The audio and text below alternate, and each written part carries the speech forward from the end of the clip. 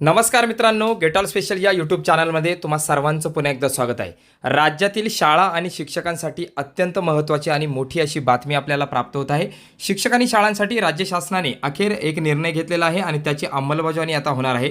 मात्र या संदर्भामध्ये पालकांना मात्र चॉईस मिळणार आहे. शिक्षण विभागाचा प्रस्तावसुद्धा तयार आहे. काय बातमी आहे सविस्तर या व्हिडिओमध्ये आपण पाहणार आहोत. त्या अगोदर तुम्हाला ही माहिती आवडल्यास व्हिडिओला लाईक करा आणि अशाच नवनवीन अपडेटसाठी गेट ऑल स्पेशल या चॅनलला सबस्क्राईब करायला विसरू नका. चला पाहूया सविस्तर. कमी पटसंख्येच्या शाळांचं समूह शाळांमध्ये रूपांतर होणार. कमी पटसंख्या असलेल्या शाळांचे रूपांतर समूह शाळांमध्ये करून तेथील विद्यार्थ्यांना सर्व गुणवत्तापूर्ण शैक्षणिक सुविधा उपलब्ध करून देण्याचा निर्णय महाराष्ट्र शासनाने घेतला आहे. यामध्ये सोलापूर जिल्ह्यातील अनेक समूह शाळा करण्यात येणार आहेत. हा प्रस्ताव जरी तयार करण्यात आला असला तरी कोणतीही शाळा बंद करण्यात येणार नसून आपल्या पाल्याला कोणत्या शाळेत शिकायला पाठवायचे याचा निर्णय पालकांवर सोपवण्यात आला असल्याचे शिक्षण विभागाने सांगितले आहे. तर काय म्हणतात शिक्षण विभागाचे अधिकारी? शासनाच्या आदेशानुसार समूह शाळांचे प्रस्ताव तयार करण्यात आले आहेत. ज्या विद्यार्थ्यांना काही अंतर जावे लागणार आहे त्याचा प्रवास भत्ताही देण्यात येणार आहे.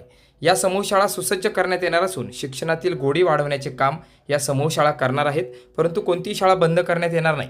एखाद्या मोठ्या शाळेच्या आसपास कमी पटसंख्येच्या शाळा असतील तर त्या ठिकाणी शिक्षकांची संख्याही कमी असते. हाताच्या बोटांवर मोजता येणारे विद्यार्थी तेथे असतात. स्पर्धात्मक वातावरणाचा अभाव असतो.